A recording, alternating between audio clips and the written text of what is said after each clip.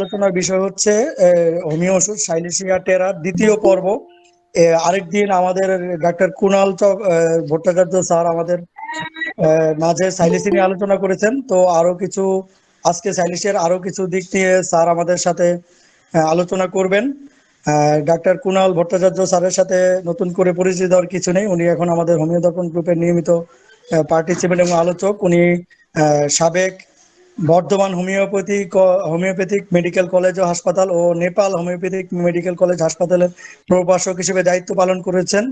বর্তমানে তিনি কলকাতাতে প্র্যাকটিস করছেন খুবই সুনামের সাথে, এবং তিনি একটি হোমিও বইয়ের লেখক।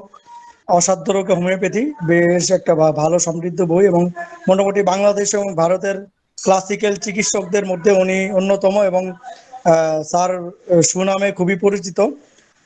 তো আমি আজকে ডাক্তার কুণাল ভট্টাচার্য স্যারকে আমাদের আজকের সাইলেশিয়া টেরা নিয়ে আলোচনা শুরু করার জন্য অনুরোধ করছি। স্যার আপনি প্লিজ শুরু করুন। ধন্যবাদ সবাইকে। ধন্যবাদ মনির ভাই সাইলেশিয়া নিয়ে আলোচনার জন্য আজকে আমাকে আমন্ত্রণ জানানোর জন্য। এর আগেও সাইলেশিয়া আলোচনা করেছি আমরা। তার আগে সকলকে ঈদ পরবর্তী শুভেচ্ছা। যারা উপস্থিত আছেন প্রত্যেককে এবং তাদের পরিবারের প্রত্যেককে আমার শুভেচ্ছা জানাই। তো সাইলেশিয়া আমরা গতদিন আলোচনা করেছিলাম, এবং সেই দিন সাইলেশিয়াতে আমরা মূলত সাইলেশিয়ার মানসিক যে লক্ষণগুলো সেইটা নিয়ে এবং কিছু জেনারেল সিমটম নিয়ে আলোচনা করেছিলাম। সেখানে আমাদের আলোচনা ছিল যে একটি বালির দানা, সাইলেশিয়া তো বালি থেকে তৈরি হয়, এবং এটা তো আপাতভাবে একটা ইনার্ট সাবস্টেন্স, অর্থাৎ এর কোনো ডাইনামিক্স নেই যেটা আমরা মনে করি। এটা কোনো ওষুধের কাজে লাগে না সাধারণভাবে হোমিওপ্যাথি ছাড়া, কিন্তু শরীর গঠনে তার একটা যে ভূমিকা আছে, আমাদের মানুষের শরীর বা অন্যান্য জীবজন্তু ইভেন প্ল্যান্টের গঠনে তার একটা ভূমিকা আছে, এবং আমাদের কানেকটিভ টিস্যুর গঠনে তার ভূমিকা আছে, আমাদের স্কিন তৈরিতে, নখ তৈরিতে, আমাদের মেরুদণ্ড তৈরিতে সাইলেশিয়ার যে ভূমিকা আছে সেগুলো আমরা আলোচনা করেছি। এবং এই সাইলেশিয়া কিভাবে আমাদের লাইফ ফোর্স বা ডাইনামিক্স যেটাকে আমরা বলি, বা ভাইটাল ফোর্স মহাত্মা হ্যানিম্যানের কথায়, তাকে প্রভাবিত করছে সেটা নিয়েও আমরা আলোচনা করেছি। এবং সেই আলোচনায় যেটা উঠে এসেছিল যে সাইলেশিয়ার মূল থিম বা সেন্ট্রাল থিম সেটা ছিল ওয়ান্ট অফ গ্রিট। গ্রিট কথাটার অর্থ আমরা বলেছিলাম ইংলিশ ডিকশনারি অনুযায়ী যে গ্রিট মানে যেমন বালির দানা হয়, তেমনি গ্রিট কথাটার ইংরেজিতে আরেকটা অর্থ হয় শক্তি বা সাহসের অভাব, অর্থাৎ শক্তি বা সাহসকে গ্রিট বলে। ওয়ান্ট অফ গ্রিট মানে শক্তি বা সাহসের অভাব। যদি আমরা মানসিক দিক থেকে চিন্তা করি, যে আলোচনাগুলো আমরা করেছিলাম, যে সাইলেশিয়ার মধ্যে সাহসের অভাব আছে, আত্মবিশ্বাসের অভাব আছে, যার ফলস্বরূপ তার এক্সাম ফোবিয়া আছে, পরীক্ষা দিতে ভয় পায়, যেটা ডক্টর কেন্ট খুব সুন্দরভাবে বলেছেন। কোনো কিছু করতে ভয় পায়, কোনো নতুন জিনিস করে উঠতে ভয় পায়, স্টেজে উঠতে ভয় পায়, কোনো নতুন মানুষের সঙ্গে কথা বলতে ভয় পায়, এবং ভাবে তার যথেষ্ট কোয়ালিটি থাকা সত্ত্বেও, তার যথেষ্ট দক্ষতা থাকা সত্ত্বেও সে মনে করে তার নিজের কাজটা সে বোধহয় সঠিকভাবে করতে পারবে না, বোধহয় ফেল করে যাবে। ফিয়ার অফ ফেলিওর এটা সাইলেশিয়াতে আছে। তো এরকম আত্মবিশ্বাসের অভাবজনিত বিভিন্ন রকম ভয় তার মনে কাজ করে, এবং এই আত্মবিশ্বাসের অভাবের জন্যই সে কিন্তু সহজেই অন্যের কথা মেনে নেয় এবং নিজের মতকে কখনো প্রতিষ্ঠিত করার চেষ্টা করে না। যদিও সে বিষয়ে সে ভীষণভাবে দক্ষ, কিন্তু ও ট্যাসেলকে অ্যাভয়েড করতে চায়, কারণ তার মধ্যে ঝগড়া করে যে নিজের মতকে প্রতিষ্ঠিত করব বা তর্ক করে নিজের মতকে প্রতিষ্ঠিত করব, সেই কারেজ বা সাহস তার থাকে না, যেটাকে আমরা বলেছি ইল্ডিং ডিসপোজিশন বা অপরের মত মেনে নেওয়ার যে প্রবণতা। এবং এই যে অপরের মত মেনে নেওয়ার প্রবণতা, তার কনফিডেন্সের অভাব, তার নার্ভাসনেস, সাইলেশিয়ার ফিজিক্যালি আমরা দেখেছিলাম, এটা আগের দিনের আলোচনায় এসছে, যে নার্ভাস হলে যে হাতে ঘাম হয়, যেখানে ঘাম হওয়ার কথা নয় শরীরে, যেখানে লোমকূপ নেই সেই সব জায়গাতেও ঘাম হয়, তার হাতের চেটোতে ঘাম হয়, পায়ের তলাতে ঘাম হয়, এবং ইভেন সেটা আমাদের অন্যান্য শারীরিক যে ব্যাপারগুলো, যেমন আমাদের স্টুল পাসিংকেও, অর্থাৎ আমাদের মলত্যাগকেও প্রভাবিত করে। আমরা একটা টার্ম ইউজ করেছিলাম সাই স্টুল, অর্থাৎ স্টুল বেরিয়ে আসছে, শক্ত স্টুল, কিন্তু সেটা অল্প বেরিয়ে এসে আবার যেন পিছিয়ে আসছে, বার হতে চাইছে না, অনেক কষ্ট করে অনেক কোঁত পেড়ে বার করতে হচ্ছে। এই সাই স্টুল অর্থাৎ এই সাইনেস সাইলিশিয়ার মেন্টালি, অর্থাৎ তার লাজুকতা যেমন সাইলিশিয়ার মেন্টালিও আছে, তেমনি তার বিভিন্ন শারীরিক অঙ্গেও তার একটা রিফ্লেকশন আছে। অর্থাৎ মোদ্দা কথা যেটা আমরা সাইলিশিয়ার আলোচনা করেছিলাম সেটা হচ্ছে সাইলিশিয়া কোনো আধুনিক যুগের ভাষায় যে চাপ নিস না বলে, চাপ নিতে পারে না, কোনো রকম মানসিক চাপ নিতে পারে না, বেশিক্ষণ পড়াশোনা করতে পারে না, কোনো রকম মেন্টাল এক্সারশন হচ্ছে এরকম ব্যাপার তারা বুঝতে পারে না, তারা করতে পারে না, তার বিভিন্ন রকম সমস্যা শুরু হয়ে যায়। ইভেন শারীরিক চাপও সে নিতে পারে না, বেশি পরিশ্রম করতে পারে না, মানসিক চাপও যেমন নিতে পারে না, শারীরিক চাপও নিতে পারে না, শারীরিক পরিশ্রমও করতে পারে না। কারণ হচ্ছে তার, আমরা বলেছিলাম যে তার বোনস দুর্বল, তার শরীর ঠিক স্টেবল নয়, ছোট থেকেই সে রুগ্ন, তার হাঁটতে দেরি হয়, কথা বলতে দেরি হয়, এবং যে বোনসের ইউনিয়ন গুলো হয়, আমাদের হাড়গুলো জোড়া লাগার যে ব্যাপারগুলো আছে, যে বয়সে হয়, যে সময় হওয়ার কথা, সেইগুলো হতে অনেক দেরি হয়। এবং সাইলেশিয়া রোগী এই শারীরিক এবং মানসিক চাপ নিতে পারে না বলে ভীষণ শীত কাতর হয়, ভীষণ সেনসিটিভ হয় শীতের প্রতি। আবার সাইলেশিয়ার আরেকটা দিক আছে যে বালির দানা, ওটা তো এসছে পাথর ভেঙে, আমরা বলেছিলাম বালির দানা যেমন আলাদাভাবে দেখলে পাথরের মতোই ভীষণ শক্ত এক একটা দানা, তেমনি সাইলেশিয়া রোগীও ভীষণ জেদি, ভীষণ স্টাবর্ন। যেটা ডক্টর আশরাফুল হক স্যার আগের দিনের আলোচনায় সুপারি গাছের উদাহরণ দিয়ে বলেছিলেন, অর্থাৎ সুপারি গাছ প্রচন্ড বাতাস বইলে একদম মাটিতে নুয়ে পড়বে, একদম ইল্ডিং ডিসপোজিশন সুপারি গাছের, কিন্তু আবার ঝড় চলে গেলে সে আবার মাথা তুলে দাঁড়াবে, সে ভেঙে যাবে না, অর্থাৎ তার মতের পরিবর্তন হবে না। তেমনি এই যে কনফিডেন্সের অভাবের জন্য সাইলেশিয়া যে কিছু বলতে পারছে না, সরাসরি তর্ক করছে না, মেনে নিচ্ছে, কিন্তু পরিস্থিতি, সেই পরিস্থিতি যখন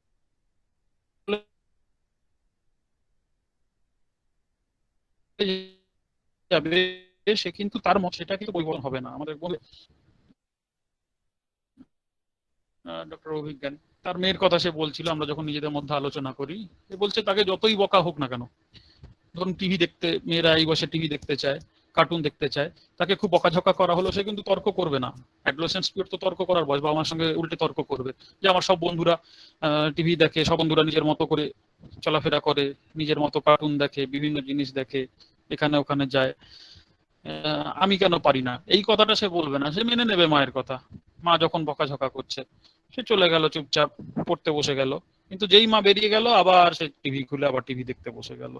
তো এই হচ্ছে সাইলিশিয়া, অর্থাৎ এই যে জেদি ভাব বা স্টাবর্ননেস যেটাকে ইংরেজিতে বলে, যেটা ডক্টর বোগার তার সিনপটিক কিতে বলেছেন, যে স্টাবর্ন বলে কথাটা বলেছেন জেনারেল সেন্সে, অর্থাৎ মেন্টালিও সে স্টাবর্ন, জেদি, যদিও ইল্ডিং, কিন্তু তার স্টাবর্ননেসটা ইনবিল্ট তার মধ্যেই থাকে, এবং এই স্টাবর্ননেস তার কানেকটিভ টিস্যুর উপরে এফেক্ট ফেলে। সাইলেশিয়া তো কানেকটিভ টিস্যু তৈরি করে, আমাদের স্কিন তৈরি করে, আমাদের নখ তৈরি করে, আমাদের রক্ত তৈরি করে, আমাদের বোনস তৈরি করে, আমাদের মেরুদণ্ড তৈরি করে, এই কানেকটিভ টিস্যুর উপরেও এর এফেক্ট থাকে। এবং আমরা এই যে স্টাবর্ননেস বা জেদি ভাব আমরা যখন দেখি যে ডিলেইড হিলিং এ, অর্থাৎ চামড়ার ক্ষত হলে সাইলেশিয়া রোগীর সহজে সারবে না, ডিলেইড উন্ড হিলিং, নন হিলিং ফিস্চুলার কথা আমরা বলেছিলাম, এবং বিভিন্ন রকমের সাইনাস, চোখে সাইনাস, রেকটামে সাইনাস, রেকটামে ফিস্চুলা, আইয়ের ফিস্চুলা, এই ব্যাপারগুলো সহজে যেতে চাইবে না সাইলেশিয়া রোগীর, অর্থাৎ হিলিং হতে তার দেরি হবে। এবং ক্ষত হলে নর্মালি যেখানে নতুন চামড়া গজিয়ে ক্ষত সেরে যায়, ক্ষত দাগ থাকে না, কিন্তু সাইলেশিয়া রোগীর যদি ক্ষত হয় তাহলে অপারেশনের জায়গায় বা ক্ষতর জায়গায় স্কার টিস্যু ফরমেশন হবে, ফাইব্রাস টিস্যু ফরমেশন হবে, এবং কিলয়েড একটা উঁচু স্থান তৈরি হয়ে যাবে, উঁচু জায়গা তৈরি হয়ে যাবে ডেড টিস্যু দিয়ে, এবং সেই কিলয়েড ফরমেশন, এই যে ওভারগ্রোথ হচ্ছে কোলাজিন টিস্যু দিয়ে, এটা সাইলেশিয়ার হিলিং সহজে হলো না, একটা ওভারগ্রোথ হয়ে গেল, সাইকোটিক টেন্ডেন্সি একটা থাকলো, এই যে সহজে সারছে না, পুঁজ তৈরি হয়ে যাচ্ছে, অ্যাবসেস ফরমেশন হচ্ছে শরীরের বিভিন্ন অঙ্গে, সেটা ব্রেস্টে হতে পারে, চোখে হতে পারে, রেকটামে হতে পারে, এই স্টাবর্ননেস সহজে না সারা, এটা সাইলেশিয়ার একটা বিরাট প্রপার্টি। সুতরাং সাইলেশিয়াকে আমরা যখন পড়বো তখন সাইলেশিয়ার যে ডায়নামিক্স, এই ডায়নামিক্সটা আমরা কিন্তু লক্ষ্য রাখবো, এবং যে রোগী আসুক না কেন আমরা সাইলিশিয়ার এই প্রপার্টি গুলো কভার করছে নাকি সেই রোগী আমরা দেখে নেব। এবং সাইলিশিয়া যখন আমরা পার্টিকুলার লক্ষণগুলো পড়বো তখনও যেন এই জেনারেল সেন্সটা আমাদের মাথায় থাকে, এইটা কিন্তু আমাদের লক্ষ্য করতে হবে, না হলে সাইলিশিয়া কিন্তু কাজ নাও করতে পারে। আমরা শুধুমাত্র একটা পার্টিকুলার সিমটম, একটা পার্টিকুলার মোডালিটি হয়তো রিপোর্টারিতে দেখলাম যে মাথা ব্যথা হয়তো চুপচাপ থাকলে কমে যায়, বা মাথা ব্যথা প্রেসার দিলে ভালো করে মেসেজ করলে কমে যায়, ইত্যাদি সিমটম দেখে আমরা সাইলিশিয়া দিয়ে দিলাম, কিন্তু সাইলিশিয়া যে কাজ করবে তার কোনো তখন গ্যারেন্টি নেই, যতক্ষণ না আমরা সাইলিশিয়ার মূল যে থিম এতক্ষণ আমরা আলোচনা করেছিলাম, গতদিনও অনেকটা আলোচনা করেছি, এইটা যদি না থাকে তাহলে কিন্তু শুধু শুধু সাইলেশিয়ার পার্টিকুলার লক্ষণগুলো ওপরে ওষুধ দিয়ে কোনো রকম লাভ নাও হতে পারে। কিন্তু জেনারেল লক্ষণগুলো থাকলে, এই জন্য আমাদের স্যার ডক্টর বিশ্বজিৎ বাসু তিনি যখন পড়ান আমাদের, তিনি কিন্তু পার্টিকুলার লক্ষণগুলো পড়ান না, তিনি বলেন তোমরা জেনারেল লক্ষণ যেগুলো আছে সেইগুলোই পড়ো, ভালো করে পড়ো, যদি পার্টিকুলার কোনো লক্ষণ তোমরা পেশেন্টের মধ্যে পাও তোমরা বই খুলে দেখে নাও বা রেপার্টারি খুলে দেখে নাও সেই লক্ষণটা সেই রোগীর সেই ওষুধের মধ্যে আছে নাকি। কারণ যদি তোমরা পার্টিকুলার লক্ষণ নিয়ে খুব বেশি এমফাসাইজ করো, খুব বেশি জোর দাও, তাহলে কিন্তু তোমাদের ভুল হয়ে যেতে পারে। একটা মাত্র মোডালিটির উপরে বা দুটো মোডালিটির উপরে পুরো ড্রাগটাকে প্রেসক্রিপশন করে ফেললাম আমরা, অথচ তার যে মূল থিম, তার যে মানসিক লক্ষণ, তার যে ওভারঅল জেনারেল লক্ষণ সেগুলো আমরা পেলাম না, সেইটা যেন না হয় এই ভুলটাকে অ্যাভয়েড করার জন্যই তিনি নির্দেশ দেন। এবং যদি আমরা সেই ভুলটা করি তাহলে কিন্তু প্যালিয়েশন বা সাপ্রেশন হওয়ার যথেষ্ট চান্স থাকবে। এবং সাইলিশিয়ার আমরা যদি এই পার্টিকুলার লক্ষণ আমরা যদি পড়ি, তার মধ্যেও কিন্তু আমাদের এই জেনারেল সেন্সটাকে লক্ষ্য করতে হবে, এবং এগুলো কিন্তু বিভিন্ন জায়গায় ছড়িয়ে ছিটিয়ে আছে। এই ছড়িয়ে ছিটিয়ে থাকাটা যদি আমরা বুঝতে পারি ডক্টর কেন্ট কিভাবে বলতে চেয়েছেন বা অন্যান্য শ্রদ্ধেয় লেখকরা কিভাবে বলতে চেয়েছেন, তাহলে আমাদের এই ভুলটা হওয়ার চান্স কম থাকবে। এবং সাইলিশিয়াতে আমরা চোখের লক্ষণ আমরা সাইলিশিয়া খুব ব্যবহার করি। সাইলিশিয়াতে আপনারা ডক্টর কেন্টের লেকচার যখন পড়বেন সেখানে আমরা দেখব কি তিনি শুরু করছেন many inflammations and conditions in the eye, অর্থাৎ চোখের বিভিন্ন রকম প্রদাহ এবং চোখের বিভিন্ন রকম রোগ, কন্ডিশনস ইন দা আই, বিভিন্ন রকম কন্ডিশন অর্থাৎ রোগগ্রস্ত কন্ডিশন অফ দা আই। সেখানে তিনি উল্লেখ করেছেন, যদি আমরা প্যারাগ্রাফটা পড়ি, যে আলসারেশন অফ দা কর্নিয়া, কর্নিয়ার ulcer, pustules in the lids অর্থাৎ চোখের পাতায় পুঁজ হওয়া, পুঁজপূর্ণ গুটিকা, বা suppurations of the margins of the lid অর্থাৎ যে আমাদের আইলিড আছে, চোখের যে পাতা আছে তার মধ্যে পুঁজ তৈরি হচ্ছে। ল্যাক্রিমাল ফিস্চুলার কথা তিনি বলেছেন ওই প্যারাগ্রাফে, স্ট্রিকচার অফ ল্যাক্রিমাল ডাক্টের কথা বলেছেন, চোখের চারিদিকে ফোঁড়ার কথা বলেছেন, বয়েলস অ্যারাউন্ড দা আই, এবং স্টাইয়ের কথা বলেছেন অর্থাৎ আঞ্জনির কথা বলেছেন। এই প্যাথোলজিক্যাল টার্মগুলো তিনি কিন্তু ইউজ করেছেন। এবং আমরা যদি ভাবি যে চোখের নালী ক্ষত হলেই সাইলিশিয়া দিয়ে দেবো তার কথা শুনে, এবং তিনি একটা কথা বলেছেন eye inflammation from the traumatic cause, খুব গুরুত্বপূর্ণ কথা, অর্থাৎ চোখের ইনফ্লামেশন হচ্ছে আঘাত পেয়ে।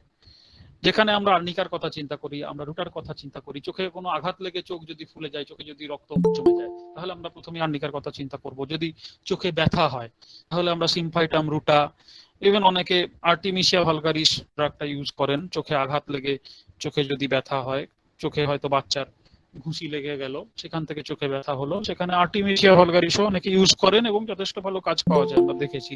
কিন্তু আমরা সাইলিশিয়ার কথা সেখানে চিন্তা করি না।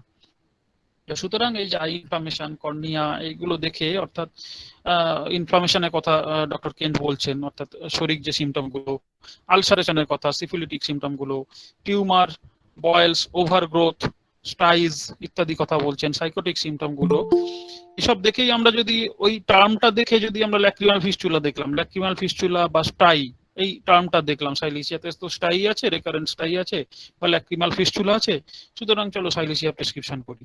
এবং এইভাবে যদি আমরা প্রেসক্রিপশন করি, এই যে পার্টিকুলার সিমটমের কথা আমি বলছিলাম, শুধুমাত্র একটি লক্ষণ দেখে আমরা ওষুধ দিয়ে দিলাম বা একটি মডালিটি দেখে ওষুধ দিয়ে দিলাম, তাহলে কিন্তু ম্যাক্সিমাম ক্ষেত্রেই আমরা ব্যর্থ হব, কেননা আমরা জেনারেল সেন্সকে কভার করছি না।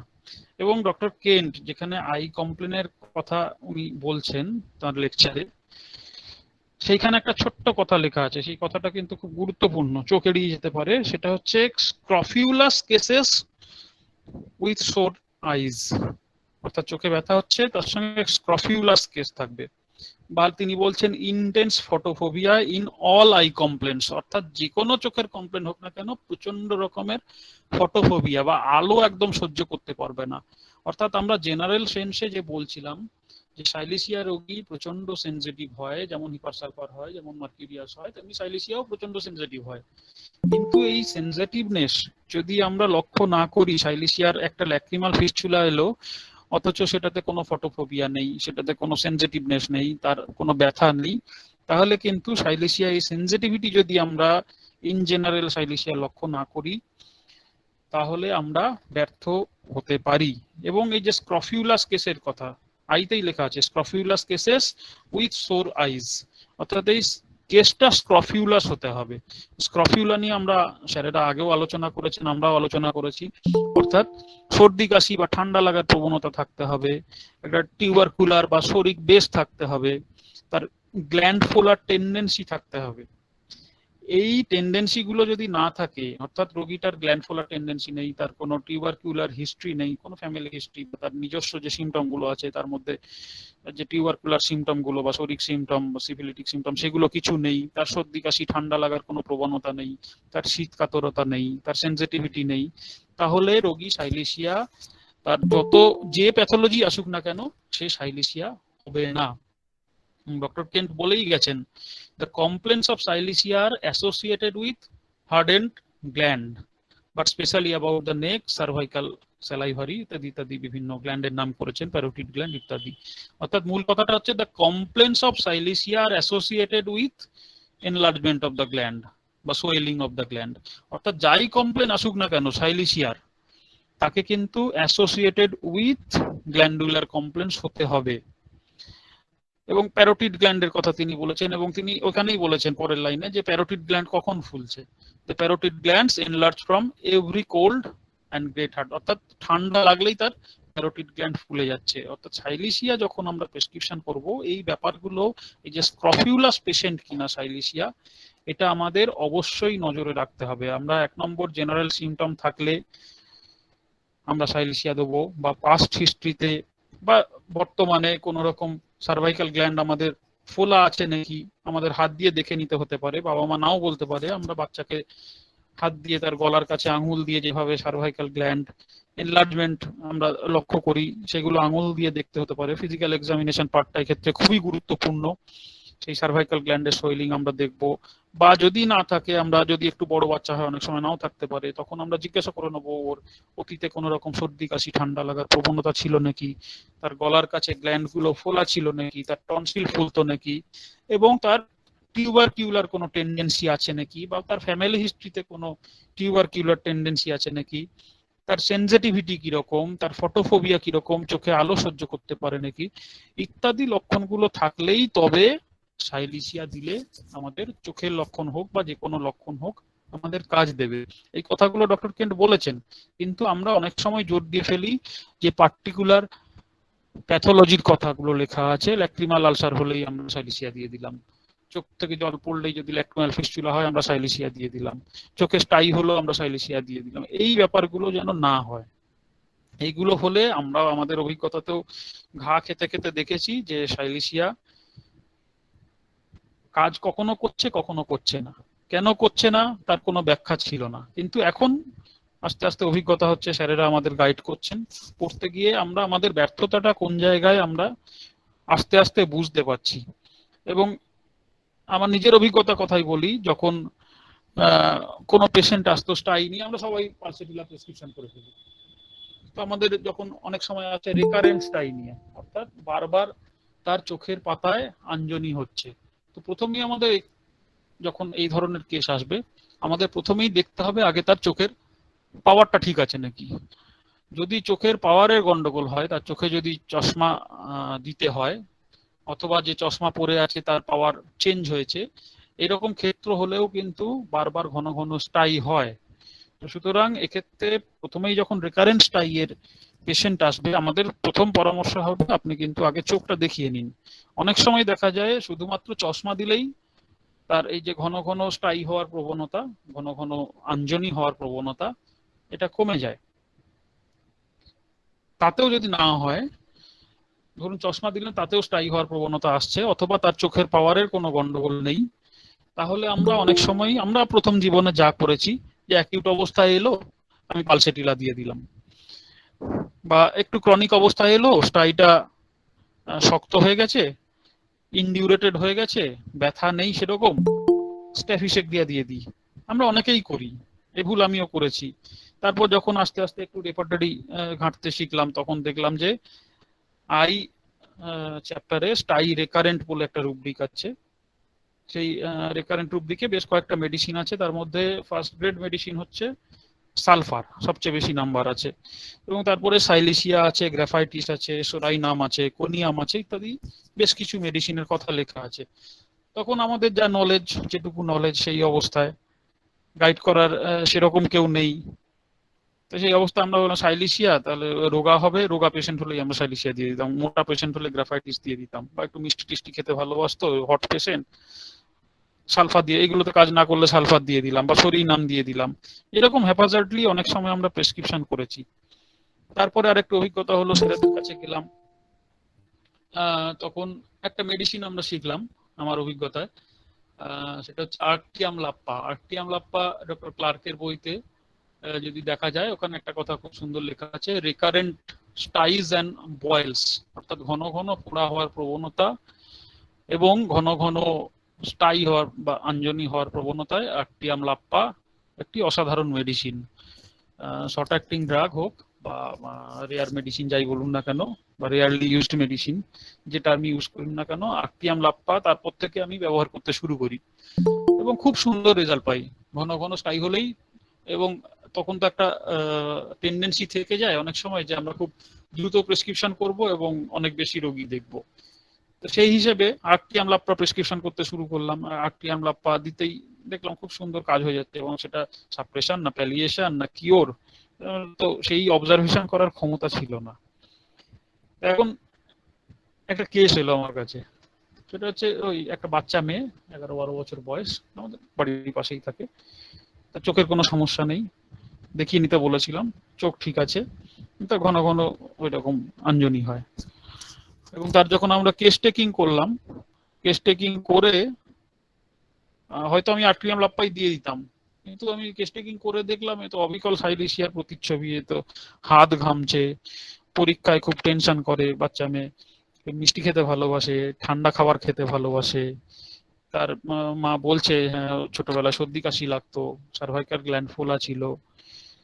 তো এই অবস্থায় আমি তাকে আর্কটিয়াম লাপ্পা লিখেও কেটে দিয়ে তাকে দেখার জন্য, জাস্ট নিজের অভিজ্ঞতার জন্য সাইলিসিয়া প্রেসক্রিপশন করি, এবং অদ্ভুত ভাবে তার সাইলিসিয়া 200 একটা ডোজ দিয়েছিলাম, তার আর স্টাই ফিরে আসেনি, এখনো অব্দি ফিরে আসেনি, তার সঙ্গে প্রায়ই দেখা হয়।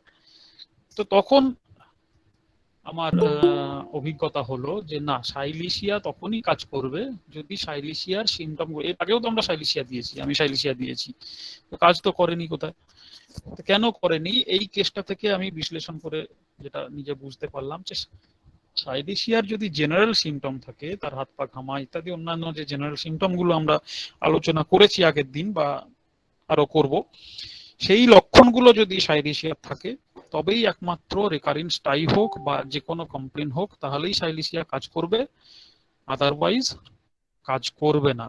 তো এই কেসটার অভিজ্ঞতা থেকে আমরা এটা শিখলাম।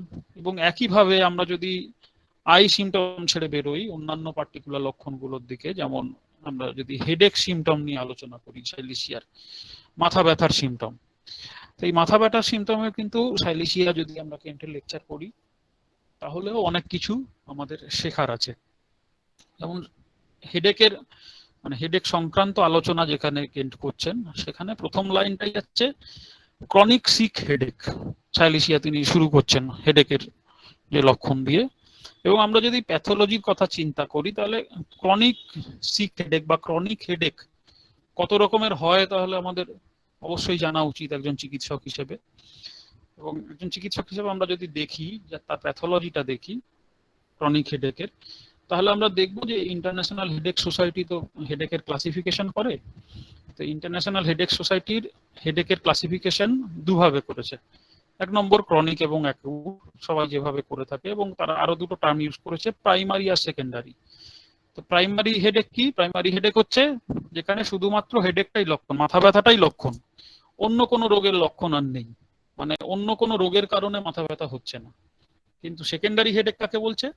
যে অন্য কোনো রোগের কারণে যেখানে মাথা ব্যথাটা হচ্ছে, অর্থাৎ তার ব্রেন টিউমার থাকতে পারে, ব্রেন টিউমারের জন্য মাথা ব্যথা হচ্ছে, বা সার্ভাইকাল স্পন্ডিলাইটিস থাকতে পারে, তার জন্য মাথা ব্যথা হচ্ছে, বা মেনিনজাইটিসের জন্য মাথা ব্যথা হচ্ছে, ইত্যাদি ইত্যাদি।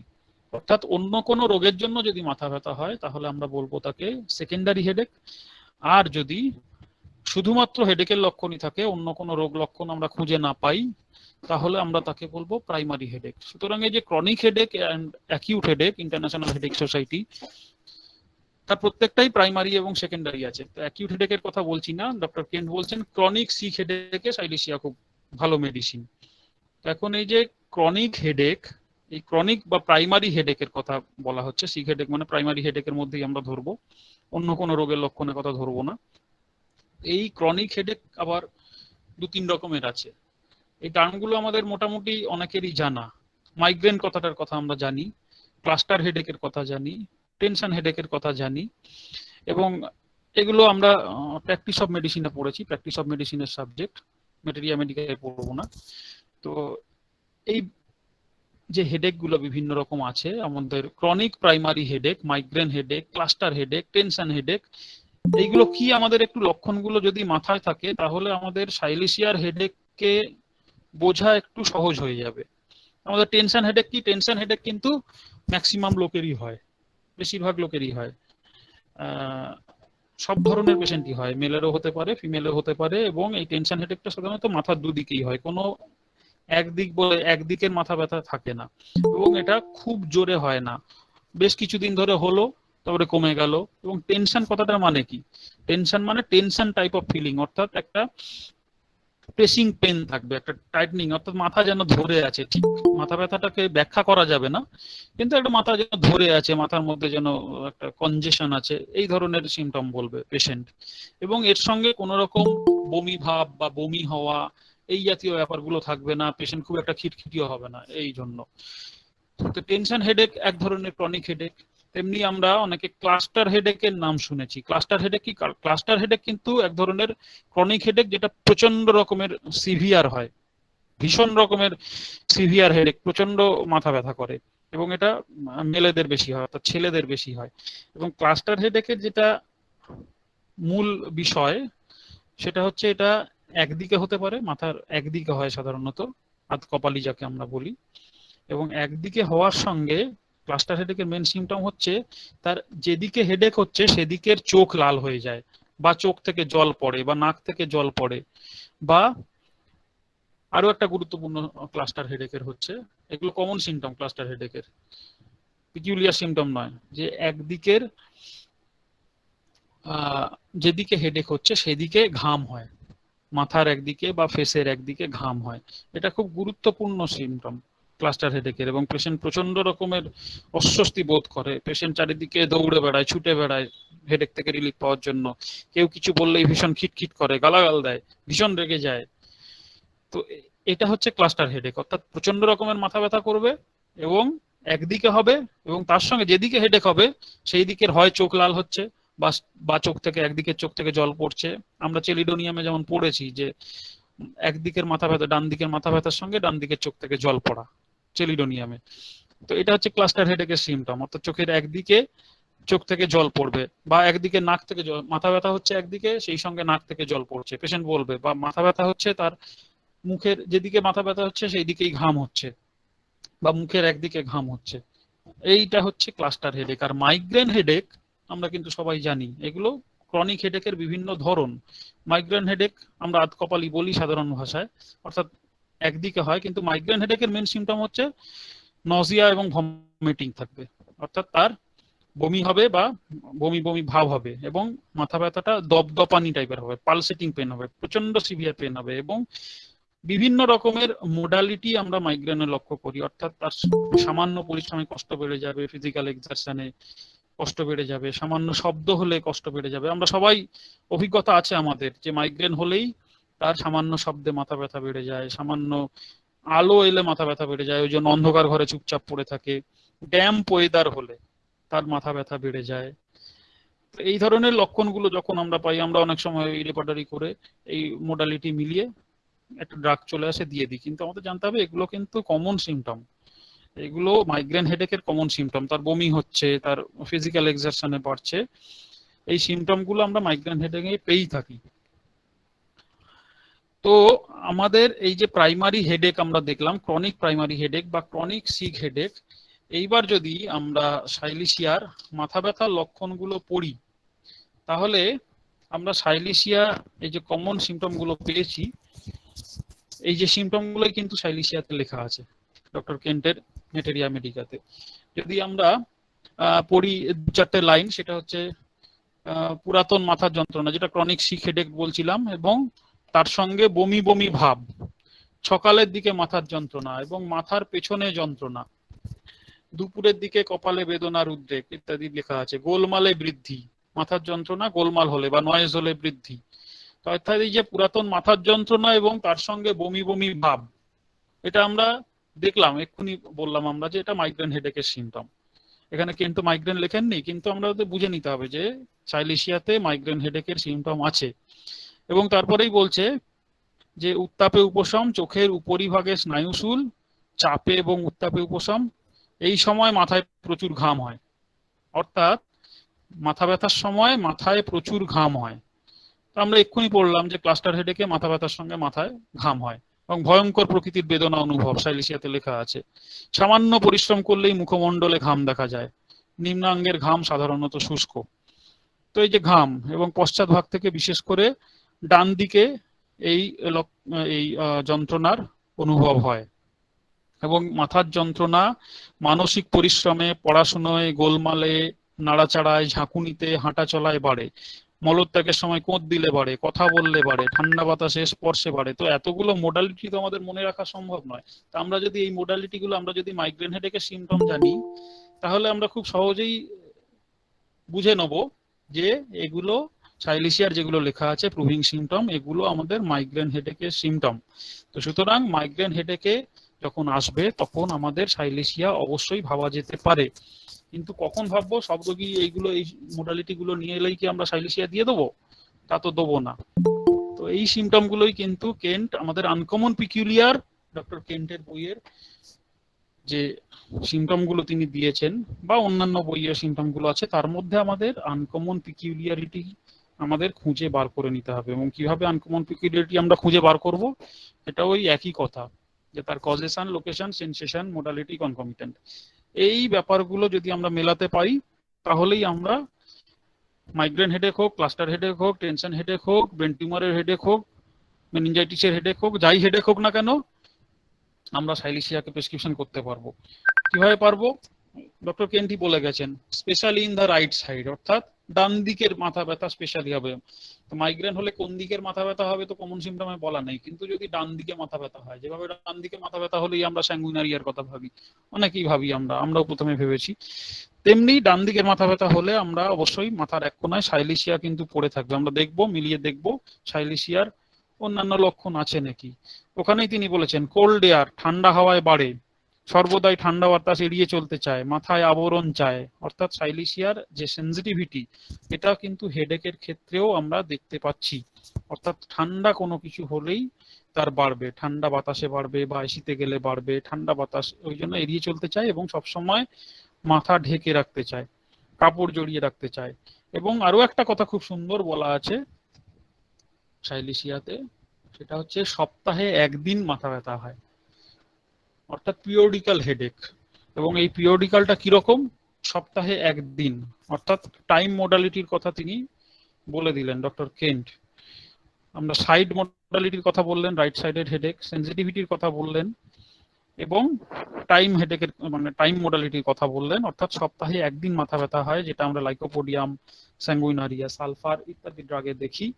তেমনি সাইলিশিয়াতেও এই লক্ষণ আমরা দেখতে পাবো যে সপ্তাহে একদিন তার মাথা ব্যথা হচ্ছে। এবং সপ্তাহে একদিন মাথা ব্যথা একটা লক্ষণ মনে রাখলে ভালো হয়, এটাকে আমরা বলি উইকেন্ড হেডেক বা সানডে হেডেক বা স্যাটারডে হেডেক। অর্থাৎ উইকেন্ড আমাদের হয় সপ্তাহের শেষ দিন, বাংলাদেশে শুক্রবার যেমন, তেমনি অন্যান্য দেশে, আমাদের দেশে হচ্ছে শনিবার রবিবার।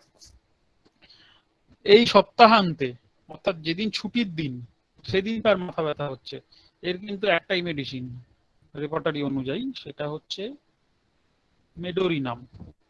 অর্থাৎ সানডে এবং বা যেদিন ছুটি হচ্ছে তার সেদিন তার হেডেক বাড়ছে, সানডে এবং স্যাটারডেতে। কেন সানডে এবং স্যাটারডেতে মেডোরিনাম? আমরা এটা এটা তো ব্যাখ্যা লেখা নেই, এটা ব্যাখ্যা যেটা আমরা চিন্তা করেছি যে মেডোরিনামের যখন পড়িয়েছিলেন, এটাকে একজন স্যার পড়ালেন খুব সুন্দরভাবে, তিনি বলছিলেন যে medorrhinum thinking of complaints aggravation, অর্থাৎ রোগের ব্যাপারে চিন্তা করলে বাড়ে।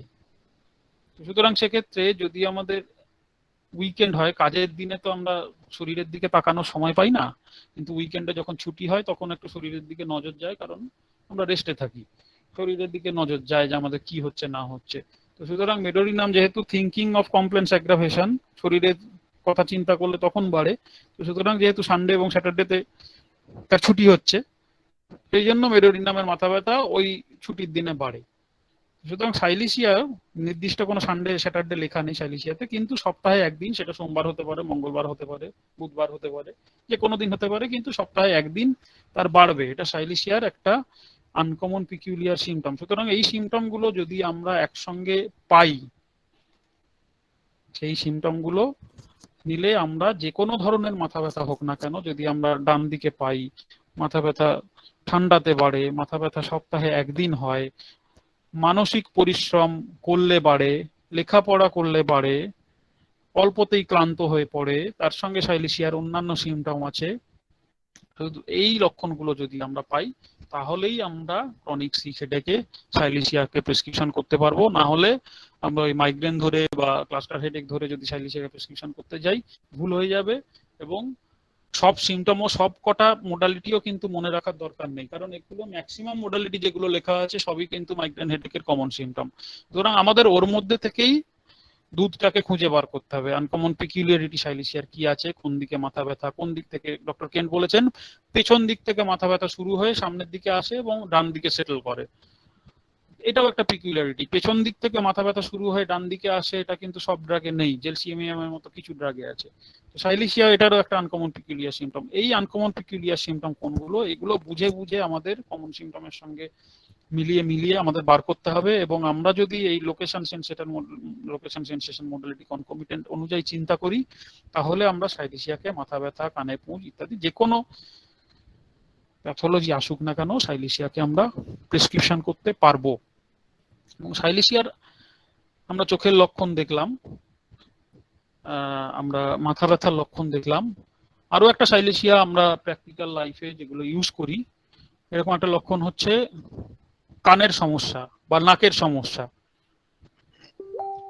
আমরা অটোরিয়া বা কানের পুঁজ হলে সাইলিশিয়াকে ইউজ করি। যদি নেজাল অ্যাবসেস হয় বা নাক থেকে রক্ত পড়ে বা নাক থেকে ডিসচার্জ হয়, ইয়েলো মানে ঘন পুঁজ ডিসচার্জ হয়, সর্দি পড়ে, তাহলেও আমরা সাইলিশিয়াকে ইউজ করি। ডাক্তার কেন্ট বলছেন খুব গুরুত্বপূর্ণ লাইন, যেসব শিশুর নাক থেকে রক্ত পড়ে তাদের পক্ষে সাইলিশিয়া উপকারী, এবং অনেক সময় ক্যালকেরিয়া সালফ সাইলিশিয়ার থেকে বেশি কাজ দেয়। তো ক্যালকেরিয়া সালফের সিমটম আলাদা, সাইলিশিয়ারের সিমটম আলাদা, সেটা নিয়ে আমি আলোচনায় যাচ্ছি না। কিন্তু শিশু নাক থেকে রক্ত পড়লে ডক্টর কেন্ট বলছেন সাইলিশিয়া খুব ভালো ড্রাগ। এবং ডক্টর কেন্ট বলছেন কানে দুর্গন্ধযুক্ত পুঁজ, কানে শব্দ, কানে আঘাত লাগার জন্য কানে স্নায়ুজনিত রোগ, যেখানে আমরা আর্নিকার কথা সাধারণত চিন্তা করি কিন্তু সাইলিশিয়ার কথা ভাবি না। এবং এই কানে পুঁজ যদি দুর্গন্ধযুক্ত পুঁজ তিনি বলছেন, এবং এই যে দুর্গন্ধযুক্ত পুঁজ তিনি বললেন, এখান থেকেই আমরা সঙ্গে সঙ্গে সাইলিশিয়াতে চলে যাই।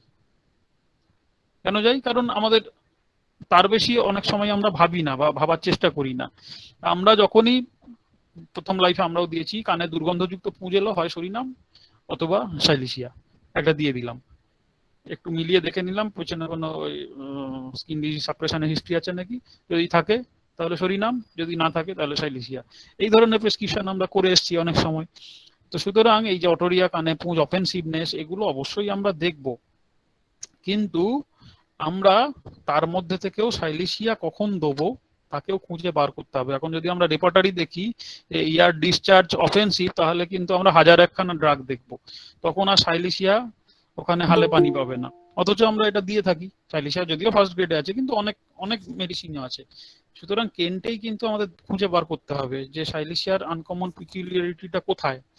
তো কেন্টেই ওই কানের রোগের যেখানে তিনি আলোচনা করেছেন সেখানেই তিনি নেক্সট প্যারা দিয়েছেন, specially with year travels there will be associated indurated parotid gland। এখানে আমি বলবো প্যারোটিড গ্ল্যান্ড না হয় ইন্ডিউরেটেড এনি গ্ল্যান্ড আমরা ভাবতে পারি। অর্থাৎ এই যে অ্যাসোসিয়েশনের কথা বলেছেন, অর্থাৎ স্পেশালি উইথ ইয়ার ট্রাভেলস, অর্থাৎ কানে যে কোনো ট্রাভেলই হোক না কেন, that must be associated with indurated parotid gland বা ইন্ডিউরেটেড গ্ল্যান্ডস, অর্থাৎ কানের পুঁজের সঙ্গে ইন্ডিউরেটেড বা প্যারোটিড গ্ল্যান্ডের সোয়েলিং থাকতে হবে, বা যে কোনো ওই সার্ভাইকাল রিজিয়ানে বা নেক রিজিয়ানে যে কোনো গ্ল্যান্ডের সোয়েলিং থাকতে হবে। অর্থাৎ কানের রোগের সঙ্গে কনকমিটেন্ট সিমটম হচ্ছে, যেটা বনি হোসেনের মতো ভীষণ গুরুত্বপূর্ণ কনকমিটেন্ট সিমটম, কানের রোগের সঙ্গে কানে পুঁজ মানেই যে অফেন্সিভ পুঁজ মানেই যে সাইলিশিয়া দিয়ে দিলাম তা নয়, কানের পুঁজের সঙ্গে কোনো ইনডিউরেশন অফ গ্ল্যান্ড থাকতে হবে, তাহলেই আমরা সাইলিশিয়াকে প্রেসক্রিপশন করতে পারবো। এবং ডক্টর কেন্টি আরেকটা খুব গুরুত্বপূর্ণ সিমটম দিচ্ছে, খুব গুরুত্বপূর্ণ জেনারেল সিমটম, সেটা হচ্ছে complaints from suppression of discharges বা সাপ্রেসড ফুট সোয়েট বা সাপ্রেসড সোয়েট। এবং এই যে অফেন্সিভ ফুট সোয়েট, আমরা জানি সাইলিশিয়াতে হাতের তালু, পায়ের তলা, হাতের তলা, পায়ের তলা এগুলোতে ঘাম হয় এবং সেই ঘাম যথেষ্ট পরিমাণে অফেন্সিভ হয়। সাইলিশিয়া রোগী মোজা একদিনের বেশি পরতে পারে না, প্রচন্ড অফেন্সিভ ফুট সোয়েট হয়। এবং এই অফেন্সিভ ফুট সোয়েটের জন্য অনেকেই কিন্তু হোমিওপ্যাথিক না হোক অ্যালোপ্যাথিক ওষুধও খেতে পারেন এবং ওষুধও হয় হয়তো, এবং ফুট সোয়েট অনেক সময় সাপ্রেস হয়ে যায়। এবং ডক্টর কেন্ট বলছেন অফেন্সিভ ফুট সোয়েট সাপ্রেস হয়ে কি কি রোগ হয়। ডক্টর কেন্টের মেটেরিয়া মেডিকাতে তার বর্ণনা আছে, তিনি কি কি বলছেন এক এক করে নাম বলেছেন। Catarrhal discharge of the nose and other places, অর্থাৎ নাক থেকে ক্যাটারাল ডিসচার্জ বা নাক থেকে সর্দি স্রাব, অথবা ফ্রম আদার প্লেসেস অর্থাৎ শরীরের অন্যান্য জায়গা থেকে ডিসচার্জ, যার মধ্যে আমরা কানের পুঁজো ধরতে পারি। ইনডিউরেশন অর টিউমার্স, অর্থাৎ যে কোনো ডিসচার্জ সাপ্রেস হয়ে ইনডিউরেশন বা টিউমার হতে পারে, তখন আমরা সাইলিশিয়ার কথা ভাবতে পারি। যে কোনো ডিসচার্জ সাপ্রেস হয়ে ক্রনিক গ্যাস্ট্রাইটিস যদি আসে, গ্যাস্ট্রিক প্রবলেম যদি আসে, যে কোনো ইনডিউরেশন সাপ্রেস হয়ে যদি ব্রেন ফ্যাগ আসে, তাহলে আমরা সাইলিশিয়ার কথা চিন্তা করতে পারি, যেটা ডক্টর কেন্টস মেটেরিয়া মেডিকায় লেখা আছে। এবং এই কথাগুলো আমরা কতটা চিন্তা করি, এবং যেটা বলা আছে all dating back to the suppression of foot sweat or otorrhea or healing up of a fistula। খুব ইম্পর্টেন্ট লাইন, যেটা বলছে সাপ্রেশন অফ ফুট সোয়েট হয়ে এই যে কন্ডিশন গুলো আসছে, এটা হয় সাপ্রেশন অফ ফুট সোয়েট অর্থাৎ একটা ডিসচার্জ যেটা শরীর থেকে বেরোচ্ছিল ন্যাচারাল ডিসচার্জ সেটা সাপ্রেশন হয়ে, বা অটোরিয়া সাপ্রেশন হয় অর্থাৎ এই যে কানের পুঁজ সাপ্রেশন, কানের পুঁজকে যদি আমরা ইনজেকশন দিয়ে বা অন্য কোনো মেডিসিন দিয়ে, কোনো অ্যান্টিবায়োটিক দিয়ে বা কোনো হোমিওপ্যাথিক মেডিসিন নন হোমিওপ্যাথিক ওয়েতে ইউজ করে যদি আমরা কানের পুঁজ তৈরি হওয়া বন্ধ করে দিই, অথবা healing up of A fistula, খুব ইম্পর্টেন্ট, অর্থাৎ একটা ফিস্চুলা হয়েছে তাকে আমরা অপারেশন করে বা অন্য কোনো উপায়ে আমরা বন্ধ করে দিলাম, যেটা স্যার বারবার বলেন ডক্টর অমরনাথ চক্রবর্তী, অর্থাৎ suppression, how suppression takes place, sir বারবার বলেন আমাদের এবং ক্লাসও নেন কিভাবে সাপ্রেশন হয়, সাইকোসিসের কিভাবে সাপ্রেশন হয়। এবং জেইচ এলেন এর বইতে একটা চ্যাপ্টার আছে সাপ্রেশন আফটার অপারেশন বলে একটা চ্যাপ্টার আছে, খুব ইম্পর্টেন্ট চ্যাপ্টার। অর্থাৎ সাইকোসিস রোগী কোনো অপারেশন করার পরে সাইকোসিসের যে ডিসচার্জ হয় সেইটা সাপ্রেশন হয়ে গিয়ে কি কি রোগ হয়, সেইখানে ডক্টর কেন পরিষ্কারভাবে উল্লেখ করে গেছেন যে এই রোগগুলো হতে পারে ইনডিউরেশন, টিউমার, অর্থাৎ টিউমারটার মধ্যে আমরা ক্যান্সারকেও ধরতে পারি, মানে ইভেন ক্যান্সার অবধি হতে পারে, ক্রনিক গ্যাস্ট্রাইটিস হতে পারে, আমরা গ্যাস্ট্রিক ক্যান্সারও ধরতে পারি সেখানে, ক্রনিক গ্যাস্ট্রাইটিস যেখানে হচ্ছে, ক্রনিক গ্যাস্ট্রাইটিসের পরে সিকুয়েলিতে হচ্ছে আলসার বা ক্যান্সার, ব্রেন ফ্যাগ হতে পারে, lateral discharge from nose of the other places হতে পারে। সুতরাং এই যে পাস্ট হিস্ট্রিতে কোনো রকম ডিসচার্জ, যে ডিসচার্জ মানে যে কানে পুঁজি হতে হবে তা নয়, কোনো রকম যে কোনো রকমের ডিসচার্জ, কোনো সাইনাস হয়েছিল সেটাকে অপারেশন করে বন্ধ করে দেওয়া হয়েছে, কোনো ফিস্চুলা হয়েছিল সেটাকে অপারেশন করে বন্ধ করে দেওয়া হয়েছে। তো এই হিস্ট্রিগুলো বা তার অতীতে কোনো ঘাম হতো নাকি, অতীতে ঘাম হলে সেইটাকে কোনো রকম ওষুধপত্র খেয়ে সে বন্ধ করে দিয়েছে। এসির কথা আমরা এই আলোচনাতে বারবার পাই, এসিতে ভীষণভাবে ঘামের সাপ্রেশন হয়, ঘাম হয় না। তো এই এসিতে থাকে নাকি, তাকে তার অকুপেশন, ডক্টর হ্যানিম্যান বলছেন তার অকুপেশন নিতে হবে। তো অকুপেশনের মধ্যেও তো এটা পড়ে যে সে কোন কোন পরিবেশে কাজ করে, তো সেই পরিবেশের কথা আমাদের চিন্তা করতে হবে। এইভাবে যদি আমাদের ফুট সোয়েট সাপ্রেশন হয় বা অন্যান্য ডিসচার্জ সাপ্রেশন হয়, তাহলে এই কমপ্লেন গুলো তারপরে যদি আসে, তাহলে আমরা সাইলিশিয়া অবশ্যই চিন্তা করব যদি অন্যান্য সিমটম থাকে। এবং ডক্টর কেন্ট একটা বই আছে, শুধুমাত্র ডক্টর কেন্টস যেটা লেকচার আমরা পড়ি তার বাইরেও একটা বই আছে, ডক্টর কেন্টস এর আনপাবলিশড মেটেরিয়া মেডিকা, যেটা ডক্টর আহমেদ কুরিম সম্পাদনা করেছেন। Unpublished materia medica of doctor Kent, সেখানে তিনি বলছেন, এটা আমি এই কেন্টের বইতে খুঁজে পেলাম না, মানে কেন্টস লেকচারে, hip joint disease following suppression of foot sweat years before. অর্থাৎ hip joint disease, hip joint disease আমরা জানি ভীষণ শক্ত তাকে কিওর করা, মানে খুব অভিজ্ঞ না হলে আমরাও হয়তো পারি না। ডক্টর চক্রবর্তীর মতো যারা, ডক্টর আশরাফুল হকের মতো যারা অত্যন্ত অভিজ্ঞ চিকিৎসক আছেন, তাদের মতো চিকিৎসকরাও আমি অনেককে বলতে শুনেছি যে আমাদের বলছেন এই হিপ জয়েন্ট ডিজিজের আমরা তো নিতান্তই জুনিয়র, কি কি ওষুধ আছে তুমি খুঁজে বার করবে, মেটেরিয়া মেডিকা হোক যেখান থেকে হোক আমাকে বলবে, আমি ফেলিওর হচ্ছি, আমি পারছি না, কনফেস করেছেন স্যারেরা। তো এইখানে আমি দেখলাম পড়তে গিয়ে ডক্টর কেন্টস আনপাবলিশড মেটেরিয়া মেডিকাতে ডক্টর আহমেদ কুরিম যেটা সম্পাদনা করেছেন, যেটা ডক্টর কেন্টের দুটো লেকচার আছে, একটা ডারহাম মেডিকেল কলেজে তিনি লেকচার দিচ্ছিলেন এবং আর একটা মেডিকেল কলেজে লেকচার দিয়েছিলেন, সেইগুলো সম্পাদনা করা আছে। তো সেখানে তিনি বলছেন যে heap joint disease following suppression of foot sweat years before, বহুদিন আগে ফুট সোয়েট সাপ্রেশন হয়েছে, কোনো হিস্ট্রি আছে, তারপরে হিপ জয়েন্ট ডিজিজ হয়েছে, তখন আমরা সাইলিশিয়ার কথা অবশ্যই চিন্তা করব। এবং আমরা জানি সাইলিশিয়া বোনসের উপরে কাজ করে, ন্যাচারালি হিপ জয়েন্টের উপরেও কাজ করবে। এবং এখানে একটা আমাদের সমস্যা তৈরি হতে পারে বা আমাদের বোঝার ভুল হতে পারে, যে আমরা ভয় পেতে পারি যে তাহলে কি ফুট সোয়েট যদি থাকে কোনো পেশেন্টের, আমরা হিস্ট্রিতে পাই কোনো সিমটম নিচ্ছি, আমরা কেস টেকিং করছি এবং আমরা পেলাম যে তার পা ঘামে, তাহলে কি আমরা সাইলিশিয়া দিলে সাপ্রেশন হয়ে যাবে? ফুট সোয়েট যদি কমে যায়, যদি সাইলিশিয়া দিলে ফুট সোয়েট বন্ধ হয়ে গেল, তাহলে কি কোনো সমস্যা তৈরি হবে, সাপ্রেশন হয়, যে ব্রেন টিউমার তৈরি হবে বা অটোরিয়া তৈরি হবে? তো এরকম কিছু ব্যাপার নয়। ডক্টর কেন্ট তার লেকচারে সেই সমস্যারও সমাধান করেছেন। তিনি বলছেন যে silicea cures long lasting foot sweat when the symptoms agree. এই ব্যাপারটা কিন্তু খুব গুরুত্বপূর্ণ, হোয়েন দ্য সিমটমস এগ্রি, মানে আদার সিমটমস, মানে অন্যান্য সিমটম থাকতে হবে, তার সঙ্গে যদি ফুট সোয়েট থাকে, তাহলে সাইলিশিয়া সেই লং লাস্টিং ফুট সোয়েটকে বা অফেন্সিভ ফুট সোয়েটকে কিওর করবে। কিওরস কথাটা তিনি স্পষ্টভাবে বলেছেন। তারপরের লাইনে বলেছেন or complaints that have lasted since the suppression of foot sweat. অর্থাৎ ফুট সোয়েটে সাপ্রেশন হয় যদি কোনো কমপ্লেন আসে, আমরা সাইলিশিয়া যখন ফুট সোয়েটে দিচ্ছি সেটা তো আমরা হোমিওপ্যাথিক্যালি দিচ্ছি, আমরা তো সাপ্রেশন করার জন্য দিচ্ছি না, অন্যান্য সিমটম দেখে দিচ্ছি, কনস্টিটিউশনালি দিচ্ছি। সুতরাং সেই অবস্থা না হয় যদি অন্য কোনো ভাবে ফুট সোয়েট সাপ্রেশন হয়, তাহলে সেই তারপরে যদি অন্য কোনো কমপ্লেন আসে, পাস্ট হিস্ট্রিতে আমরা ফুট সোয়েট সাপ্রেশনের হিস্ট্রি পাই, তাহলে আমরা সাইলিশিয়ার কথা চিন্তা করব। তো এই ব্যাপারগুলো আমরা যখন কেস টেকিং করব অবশ্যই আমাদের মাথায় রাখতে হবে। আমরা সাপ্রেশনের হিস্ট্রি ম্যাক্সিমাম ক্ষেত্রেই নিই না বা ওভারলুক করে যাই বা সেভাবে ভাবি না। এবং আমরাও ভাবা শুরু করেছি, আমি নিজেও ভাবা শুরু করেছি যে এই যে ফিস্চুলার হিস্ট্রি, আগে সেভাবে নিতাম না বা জাস্ট লিখে রাখতাম যে ফিস্চুলার হিস্ট্রি আছে, অপারেশন করেছিল, আমরা ভাবি অপারেশন করেছিল তো কি আছে। কিন্তু ফিস্চুলা থেকেও যে এই ধরনের সমস্যা আসতে পারে, এটা ডক্টর জেই চ্যালেনের বই বা ডক্টর কেন্টের বই না পড়লে কিন্তু আমরা সেইভাবে হয়তো বুঝতে পারতাম না। এবং আমরা যদি গ্যাস্ট্রিক সিমটম দেখি, আমরা এতক্ষণ আলোচনা করলাম যে সাপ্রেশনের হিস্ট্রি ব্যাপারটা, আমরা যদি ডক্টর কেন্টের বই থেকে গ্যাস্ট্রিক সিমটম দেখি, সেখানে আমরা পাবো গ্যাস্ট্রিক সিমটমে সাইলিশিয়া, পার্টিকুলার সিমটম যেহেতু আলোচনা করছি, যে কনস্টিপেশনও পাবো সাইলিশিয়াতে, আবার ডায়রিয়া, দুটো কন্ডিশনই আমরা পাবো। কনস্টিপেশনের কথা আমরা অনেকটাই আলোচনা করেছি এর আগে, এর আগের আলোচনাতেও আমরা করেছি যে প্রচন্ড শক্ত স্টুল হবে। সাইলিশিয়ার অবস্টিনেসি, মানসিক যে জেদি ভাব, সেটা স্টুলের ক্ষেত্রেও প্রতিফলিত হয়। প্রচন্ড অবস্টিনেট, প্রচন্ড হার্ড স্টুল হবে, সহজে বার হতে চাইবে না। একটুখানি যদিও বা খুব কোঁত পেরে বার হয়, তাহলে সেটা বাকিটা আবার ভেতরে ঢুকে যাবে।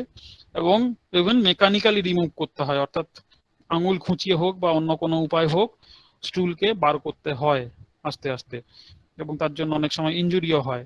তো এই ব্যাপারগুলো সাইলিশিয়াতে থাকতে পারে। বল লাইক স্টুল হয়, যেগুলো আমরা অ্যালুমিনাতে দেখি, ওপিয়ামে দেখি, অর্থাৎ বলের মতো স্টুলটা হয়, গোল গোল স্টুল হয়। সুতরাং কনস্টিপেশনের পেশেন্ট এলে যদি বল লাইক স্টুল হয় এরকম, তাহলে আমরা সাইলিশিয়ার কথা চিন্তা করব। কখন? when the symptoms agree, অর্থাৎ অন্যান্য সিমটম যদি আমাদের থাকে। কনস্টিপেশন ছাড়াও এমন নয় যে সাইলিশিয়া পেশেন্ট সবসময় কনস্টিপেটেড হবে। সাইলিশিয়া রোগীর কিন্তু ডায়রিয়াও থাকতে পারে, এবং সেক্ষেত্রেও সাইলিশিয়া কখনোই আমরা অ্যাকিউট ডায়রিয়াতে সাধারণত চিন্তা করি না, ক্রনিক ডায়রিয়াতে আমরা চিন্তা করব, অর্থাৎ যার প্রায়ই পেট খারাপ হয় এরকম রোগীতে আমরা চিন্তা করব। এবং এই ক্রনিক ডায়রিয়ার দুটো কন্ডিশন, অ্যাকিউট ডায়রিয়াও অবশ্যই আসতে পারে। অ্যাকিউট ডায়রিয়ার কন্ডিশনটা ইউজুয়ালি আমরা চিন্তা করি আফটার ভ্যাকসিনেশন, অর্থাৎ এই যে কোভিড ভ্যাকসিনেশন হচ্ছে বা গণহারে হচ্ছে বা অন্যান্য ভ্যাকসিনেশন হচ্ছে, আমরা যদি হিস্ট্রি পাই যে পার্টিকুলার কোনো ভ্যাকসিনের পরেই তার পেশেন্টের ডায়রিয়া শুরু হয়েছে, তার পেট খারাপ শুরু হয়েছে, যেটা আগে কখনো ছিল না, তাহলে অবশ্যই আমরা সেই ভ্যাকসিনেশনকে দায়ী করব বা ইটিওলজি হিসেবে ধরবো। এবং সেই ভ্যাকসিনেশনের পরে যে ডায়রিয়া, সেটাতে তিনটে ড্রাগ আছে কেন্ট রেপার্টারি অনুযায়ী। 1 নম্বর হচ্ছে অ্যান্টিমটার্ড, 2 নম্বর হচ্ছে থুজা, 3 নম্বর হচ্ছে সাইলিশিয়া। সুতরাং থুজার সিমটম আছে না সাইলিশিয়ার সিমটম আছে না অ্যান্টিমটার্টের সিমটম আছে, অ্যান্টিমটার্টের সিমটম সেভাবে কিছু পাওয়া যায় না মেটেরিয়া মেডিকায় অতটা, তো এই দুটো না থাকলে অ্যান্টিমটার্ট চিন্তা করতে পারি। কিন্তু সাইলিশিয়া ওখানে যেটা বক্তব্য সেটা হচ্ছে ভ্যাকসিনেশনের আফটার এফেক্টে সাইলিশিয়া আমরা অবশ্যই চিন্তা করতে পারি। এবং শুধুমাত্র ডক্টর কেন্টের রেপার্টারির ওপর যদি আমরা নির্ভর করি তাহলেও হবে না, আমাদের অন্যান্য বইও ঘাঁটতে হবে।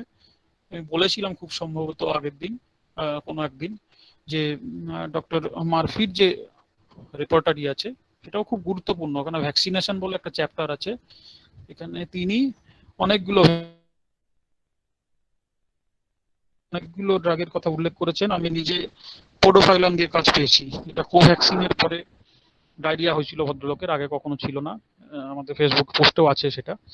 তো এই কোভ্যাক্সিন দেওয়ার পরে যে ডায়রিয়া, প্রচন্ড একদম টিপিক্যাল পোডোফাইলামের, অর্থাৎ পেনলেস, প্রফিউজ, অফেন্সিভ ইত্যাদি যে ক্যারেক্টার গুলো আছে, প্রফিউজ থার্স্ট, প্রফিউজ সোয়েট ইত্যাদি সবকিছুই ওনার মধ্যে ছিল।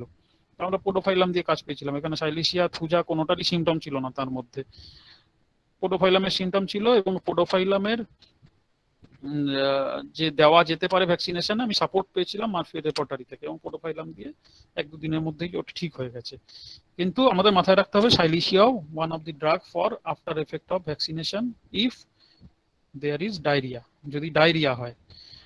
এবং আরো একটা ক্ষেত্র ভ্যাকসিনেশন ছাড়াও, সেটা হচ্ছে chronic diarrhoea, vomiting, liver complain, অর্থাৎ যে গ্যাস্ট্রাইটিসের সিমটম, গ্যাস্ট্রিক ইরিটেশনের সিমটম, লিভারের মানে লিভার কমপ্লেনের সিমটম, সেখানেও আমরা সাইলিশিয়ার কথা চিন্তা করতে পারি।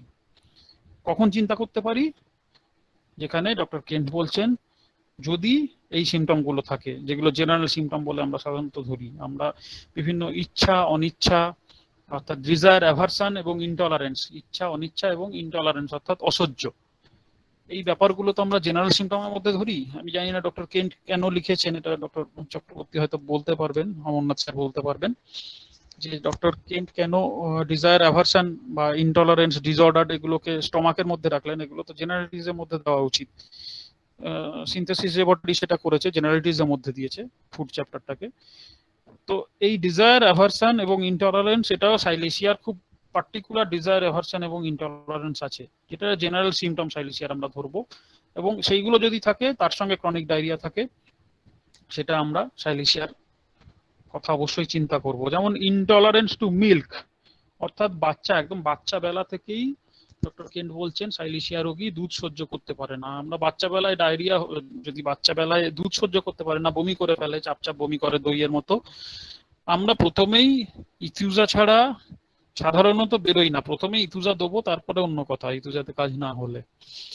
অথবা আমরা ইভেন চিন্তা করি ম্যাক কার্ভের কথা, আরেকটু পড়াশোনা যখন আরেকটু অভিজ্ঞতা বাড়ে, ম্যাক কার্ভের কথা চিন্তা করি, টকটক বমি হলে নেট্রাম কার্ভের কথা চিন্তা করি, ইভেন ক্যারিকা পেপের কথাও আমরা চিন্তা করি। যদি আমরা অনেক সময় পলিফার্মেসি, কোনো সময় আমি যখন করেছি, তখন আমরা ওই intolerance to meat, intolerance to milk, এই লক্ষণে ক্যারিকা পেপেয়া খুব আমরা দিতাম। ভ্যালেরিয়ানার কথা আমরা চিন্তা করি, ইথিউজার কথা তো বললামই, এইগুলো চিন্তা করি। কিন্তু সাইলিশিয়ার কথা খুব কমই চিন্তা করি। কিন্তু আমাদের এখন থেকে ভাবতে হবে যে সাইলিশিয়া রোগী বাচ্চা বেলা থেকে মায়ের দুধ খেতে, তো অ্যাসিমিলেশনের অভাব সাইলিশিয়া রোগীর, ঠিক মতো অ্যাসিমিলেট করতে পারে না। সুতরাং বাচ্চা মায়ের দুধ খেলেই তার বমি হয়ে যাবে বা পাতলা পায়খানা করবে, এটা সাইলিশিয়ার একটা বিরাট লক্ষণ। এবং শুধুমাত্র এই দুধ খেলেই যে বমি, এই লক্ষণ শুধুমাত্র থাকলে দেখলে চলবে না, এবং তার সঙ্গে অন্যান্য ডিজায়ার অ্যাভারশন যেগুলো বলছি, এটা তো ইনটলারেন্স গেল, সহ্য করতে পারে না। তেমনি সাইলিশিয়া রোগী কি ভালোবাসে? সাইলিশিয়া রোগী ভালোবাসে ঠান্ডা খাওয়ার। খুব পিকুলিয়ার লক্ষণ। সাইলিশিয়া রোগী আমরা জানি অত্যন্ত শীতকাতর, কিন্তু সাইলিশিয়া রোগী আবার ঠান্ডা খাওয়ার ভালোবাসে। শীতকাতর রোগী কিন্তু ঠান্ডা খাবার ভালোবাসে, আইসক্রিম ভালোবাসে, কোল্ড ড্রিঙ্কস ভালোবাসে। সাইলিশিয়া রোগী এটা চায়, এটা সাইলিশিয়ার একটা পিকুলিয়ার লক্ষণ। সাইলিশিয়া রোগী মিষ্টি খেতে খুব ভালোবাসে, এবং সাইলিশিয়া রোগী গরম খাবার সহ্য করতে পারে, ঠান্ডা খাবার ভালোবাসে, গরম খাবার একদম সহ্য করতে পারে না। মাংস সহ্য করতে পারে না বা মাংস ভালোবাসে না সাইলিশিয়া রোগী। তো এই লক্ষণগুলো সাইলিশিয়ার ডিজায়ার, অ্যাভারশন এবং ইনটলারেন্স। ইনটলারেন্সে আমরা বললাম তাহলে কি কি বললাম? 1 নম্বর দুধ সহ্য করতে পারে না, 2 নম্বর হচ্ছে গরম খাওয়া সহ্য করতে পারে না। কি চায়? ঠান্ডা খাবার চায়, মিষ্টি চায়, এবং কি ভালোবাসে না? এটা হচ্ছে গরম খাবার ভালোবাসে না এবং মাংস ভালোবাসে না। তো এই লক্ষণগুলো যদি সাইলিশিয়ার থাকে, তাহলে আমরা সাইলিশিয়া দিলে অবশ্যই, তার যদি ক্রনিক ডায়রিয়া থাকে বা কনস্টিপেশন থাকে বা যাই হোক না কেন, তাহলে আমরা সাইলিশিয়া দিয়ে সেই রোগটা কিওর করতে পারবো, সেটা ডায়রিয়া হোক বা অ্যাজমা হোক বা যাই হোক না কেন। এবং এই যে অ্যাজমাতে বা অ্যাজমা বা ইয়েতে হাঁপানি আমরা যেটাকে বলি, তো সেটাও কিন্তু খুব ইম্পর্টেন্ট সাইলিশিয়ার ক্ষেত্রে, সেটা পরে আসছি। তো যাই হোক, এই লক্ষণগুলো যদি আমরা জেনারেল লক্ষণগুলো থাকি, এবং ডক্টর কেন্ট বলেছেন where the mental and bodily symptoms agree, এই কথাটা আমাদের সব সময় মাথায় রাখতে হবে। যাই রোগ হোক না কেন, যে আমরা অ্যাজমার কথা যে বলছিলাম, যে যেখানে সাইকোটিক সিমটম থাকবে বা সাইকোটিক পেশেন্ট হবে, আমরা যেখানে নেট্রাম হিউমিড অ্যাজমার কথা আমরা বলি, যেখানে নেট্রাম সালফের কথা চিন্তা করি, সেখানে আমরা সাইলিশিয়ার কথাও পাশাপাশি চিন্তা করতে পারি। নেট্রাম সালফ দিয়ে কাজ না হলে আমরা অবশ্যই থুজা, সাইলিশিয়া, এই ড্রাগগুলো, থুজার কমপ্লিমেন্টারি হচ্ছে সাইলিশিয়া। তো যদি কোনো পেশেন্টের হিউমিড অ্যাজমা, অর্থাৎ জলীয় ভিজা আবহাওয়ায় বা ঠান্ডা আবহাওয়ায় বাড়ছে, এই ধরনের কমপ্লেন পাই, তার হাঁপানি হয় ওই আবহাওয়ায় বাড়ে, তাহলে তার সঙ্গে যদি এই জেনারেল সিমটম গুলো থাকে, এই যে বলছে mental and bodily symptoms agree, এই সিমটম গুলো যদি থাকে, তাহলে আমরা অবশ্যই অ্যাজমাটিক পেশেন্টেও সাইলিশিয়া ভাবতে পারি। এবং আমরা দেখি সাইলিশিয়া স্টোন কাটার্স এর অ্যাজমা, অর্থাৎ যারা পাথর কাটে, আমাদের অনেক সময় শিল নোড়া আমরা ইউজ করি রান্নাঘরে, শিল কাটাতে আসে, শিল কাটাও বলে আমাদের গলি দিয়ে যায়। এই শিল কাটাও যাদের, বা পাথরের খাদানে কাজ করে, বা সিমেন্ট কারখানায় কাজ করে, বা মার্বেল মিস্ত্রি, আমাদের অকুপেশনের কথা আমরা বারবার বলছি, অকুপেশন ভীষণ ইম্পর্টেন্ট। এবং যত দিন যাচ্ছে আমি ব্যক্তিগতভাবে তত অকুপেশন যে কতটা ইম্পর্টেন্ট এটা আমি অনুভব করতে পারছি, কোনো পেশেন্টের অকুপেশন নেওয়া। তেমনি সাইলিশিয়াতে যদি আমরা এই ধরনের অকুপেশন পাই, যারা স্টোন কাটার্স, তাদের হাঁপানি হচ্ছে, তাদের টিউবারকুলোসিস হয়ে গেছে, তাদের কোনো চেস্টে রোগ হচ্ছে, তারা সর্দি কাশিতে ভুগছে, অন্যান্য লক্ষণে ভুগছে, মাথা ব্যথায় ভুগছে, তাহলে আমাদের অবশ্যই সাইলিশিয়ার কথা মাথায় রাখতে হবে। এই লক্ষণগুলো আমরা দেখব, এবং skin symptom, rectal symptom, even doctor Kent gastric ইরিটেশনের কথা বলছেন যে ডক্টর কেন্ট এটা সাইলিশিয়া টেপ ওয়ার্ম, অর্থাৎ ছুঁইতে কৃমিও রিমুভ করতে পারে। সেই একই কথা, হোয়ার দ্য সিমটমস এগ্রি, একই কথা তিনি বলছেন বারবার। সুতরাং কৃমি হলেই আমরা সাইলিশিয়া দিয়ে দেবো না, কৃমি হলেই সালফার দিয়ে দেবো না, হোয়ার দ্য সিমটমস এগ্রি, যেখানে সাইলিশিয়ার ওই লক্ষণগুলো থাকবে, যেখানে সাপ্রেসড ফুড সোয়েটের হিস্ট্রি থাকতে পারে, যেখানে ডিসচার্জ সাপ্রেশনের হিস্ট্রি থাকতে পারে, সাইলিশিয়ার যে ডিজায়ার অ্যাভারশন, কি ভালোবাসে কি ভালোবাসে না, কি খেলে অসহ্য, তার পাস্ট হিস্ট্রিতে যখন শিশু বাচ্চাবেলা ছিল মায়ের দুধ খেতে পারতো না, মায়ের দুধ বমি করে দিত, ইত্যাদি লক্ষণগুলো যদি থাকে, তাহলে আমরা সাইলিশিয়ার কথা অবশ্যই কৃমি হলেও চিন্তা করব, এবং সাইলিশিয়া তিনি বলছেন যে কৃমি বার করে দেবে। এবং স্কিন সিমটম, রেকটাল সিমটম, ফিস্চুলার কথা আমরা বললাম। ডক্টর কেন্ট বলছেন patient who have tendency to phthisis or subject to abscess about the region of rectum, অর্থাৎ এই যে টিউবারকুলার পেশেন্ট, থাইসিস মানে টিউবারকুলোসিস, অর্থাৎ টিউবারকুলার হিস্ট্রি থাকলে বা টিউবারকুলোসিসের পেশেন্ট হলে তার যদি রেকটাল ফিস্চুলা হয় বা অ্যাবসেস হয় রেকটাম রিজিয়নে বা মলদ্বার রিজিয়নে, তাহলে আমরা সাইলিশিয়ার কথা চিন্তা করব। আবার পরে বলছেন আবার if healed by operation or other external means the tendency to end in chest trouble either in form of fixed catarrh or tubercular infiltration। আবার যদি উল্টোটা হয়, অর্থাৎ তার ফিস্চুলা ছিল, সেইটাকে অপারেশন করা হয়েছে ডক্টর কেন্ট বলছেন, বা অন্য কোনো ভাবে তাকে চাপা দেওয়া হয়েছে, তার যে ডিসচার্জটা হচ্ছিল, ফিস্চুলা হলে তো ডিসচার্জ বেরিয়ে যায়, ক্রমশ পুঁজ বেরিয়ে যায় রেকটাম থেকে, সেই ডিসচার্জটাকে অপারেশন হোক বা অন্য কোনো উপায় চাপা দেওয়া হয়েছে, তাহলে তার কি ডেভেলপ করবে, হয় তার ফিক্সড ক্যাটার, অর্থাৎ তার ঘন ঘন সর্দি কাশির টেন্ডেন্সি, চেস্ট কমপ্লেন ইত্যাদি ডেভেলপ করবে, বা তার টিউবারকুলোসিসও ডেভেলপ করতে পারে। তো এই লক্ষণ আমরা সাইলিশিয়াতে পাই, যে rectal complain alternate with chest complain, এরকম একটা সিমটম এলএনস্কি নোটে আছে, বা rectal complain associated with chest complain. তো এটাই হচ্ছে তার ব্যাখ্যা, বা যাই বলুন সিমটমের ব্যাখ্যা। এইটা আমরা এইভাবে সাইলিশিয়াকে ব্যাখ্যা করতে পারি, অর্থাৎ রেকটাল সিমটম আছে, তার সঙ্গে তার পাস্ট হিস্ট্রিতে টিউবারকুলোসিস বা তার ফ্যামিলি হিস্ট্রিতে টিউবারকুলোসিস বা তার টিউবারকুলার যে সিমটম গুলো, স্ক্রফিউলার সিমটম, এগুলো আছে। অথবা উল্টো হয়েছে, তার ফিস্চুলা ছিল, সেটা অপারেশন হয়েছে, তারপর থেকে তার স্ক্রফিউলার টেন্ডেন্সি শুরু হয়েছে। এই দুটো কন্ডিশনেই সাইলিশিয়া কাজ করতে পারে। এবং স্কিন সিমটম আমরা জানি, সেটা যে ফরেন বডি এক্সপালশন, এটা নতুন করে কিছু বলার নেই, যে আমরা কাঁটা যখন গলায় ফোটে তখন সাইলিশিয়াই আমরা সাধারণত দিয়ে থাকি। তবে একটা কথা এখানে বলার, যে আমাদের যারা মাস্টার্স আছেন তারা সবসময় অ্যাক্টিভ টিউবারকুলোসিসের ক্ষেত্রে বা টিউবারকুলার হিস্ট্রি থাকলে সাইলিশিয়া, ফসফরাস, সালফার, এগুলো এই তিনটে ড্রাগ ব্যবহার করতে বারণ করেছেন, কারণ এগুলো যেহেতু এক্সপালশনের টেন্ডেন্সি থাকে, সুতরাং ভেতরে কোনো গুটি থাকলে সেটা লাংসের ক্ষতি করতে পারে, পেশেন্ট মারা যেতে পারে। তাই অ্যাক্টিভ টিউবারকুলোসিসের ক্ষেত্রে বা পুরনো টিউবারকুলোসিসের, লাং টিউবারকুলোসিসের হিস্ট্রি থাকলে সাইলিশিয়া ব্যবহার করা মানা আছে। এই জন্য আমি সাধারণত দেখি, এবং আপনাদের অভিজ্ঞতা আপনারা বলবেন, যে মাছের কাঁটা বার করার জন্য যদি কোনো পেশেন্ট আসে, তাহলে আমি একটু ওই টিউবারকুলোসিসের হিস্ট্রি আছে নাকি জেনে নিই। যদি সেরকম কোনো হিস্ট্রি পাই, তার টিউবারকুলোসিস ছিল অতীতে বা টিউবারকুলোসিস আছে, এরকম যদি পাই, তাহলে আমি সাইলিশিয়া প্রেসক্রিপশন না করে অ্যানাগেলিস, হিপারসালফ, অন্যান্য মেডিসিন গুলো যেগুলো কাঁটা এক্সপালশনের জন্য ভাবা হয়, মাছের কাঁটা বার করার জন্য ভাবা হয়, সেগুলো আমি ভাবি। সাইলিশিয়া সেক্ষেত্রে ভাবি না, কিন্তু এরকম কোনো হিস্ট্রি না পেলে সাইলিশিয়া অবশ্যই চিন্তা করা যেতে পারে, চিন্তা করা যায়। এবং ইনগ্রোয়িং টোনেলের কথা আমি আগের দিন বলেছি, নখ ভেতরের দিকে ঢুকে যায়, ক্রাম্বলিং অফ নেলস, অর্থাৎ নখ ভেঙে যায়, ইত্যাদি লক্ষণগুলো। এবং স্কিনে কিলয়েড সিমটম খুব ইম্পর্টেন্ট। কিলয়েড হলে সাধারণত আমরা হাল ছেড়ে দিই, অনেক সময় আমারও নিজেরও প্রচুর ব্যর্থতা আছে, জানি না আস্তে আস্তে সেই ব্যর্থতা কিভাবে কাটিয়ে উঠবো। তো কিলয়েডে ডক্টর ক্লার্ক খুব সুন্দর একটা কেসের কথা উল্লেখ করেছেন।